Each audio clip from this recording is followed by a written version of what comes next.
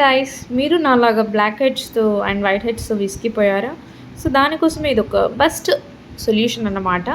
And ఇదొచ్చేసి నాకైతే literally చాలా బాగా నచ్చింది. అండ్ ఇది ఏందంటే యాక్చువల్‌గా ఈ ప్రోడక్ట్ నేనైతే తేలేదు. మా తమ్ముడు తెచ్చాక నాకు తెలిసిందంటే ఇలా కూడా ఒక ప్రోడక్ట్ ఉంటదని చెప్పేసి.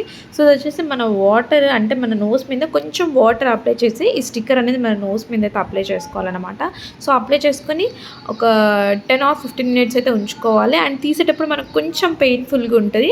బట్ మనకున్న నోస్ పైన ఉన్న ఓవరాల్ పోర్స్‌లలో ఉన్న white heads and black heads ఏది ఉన్నా సరే దీనిపైకొచ్చి అంటే ఈ స్టిక్కర్ అనేది మొత్తం అబ్జర్వ్ చేసేసుకుంటదనమాట.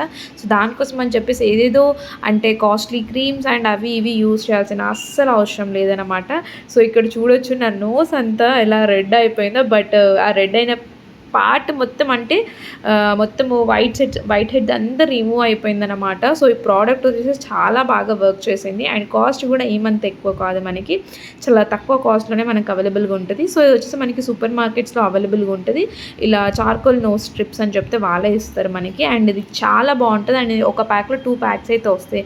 అండ్ 3 ప్యాక్స్ అయితే రావడం అయితే జరుగుతుందనమాట. సో, నేను ఇక్కడ స్టిక్కర్‌లో చూపించే విధంగా మనకి ఇలా అయితే ఇది ఒక స్టిక్కర్ పైన అయితే వస్తది. సో, దీన్ని మనం పీల్ చేసి మన నోస్ మీద వాటర్ అనేది అప్లై చేసుకొని ఇది పెట్టుకోవాలన్నమాట. సో, చూసారా, మీకు నేను రిమూవ్ చేశాక చిన్న చిన్న వైట్ పార్టికల్స్ అయితే అవుపిస్తున్నాయి మీకు. అంటే వీడియోలో కొంచెం క్లారిటీగా అవుపడకపోవచ్చు. బట్ రియల్లీ చాలా బాగా వర్క్ చేసింది.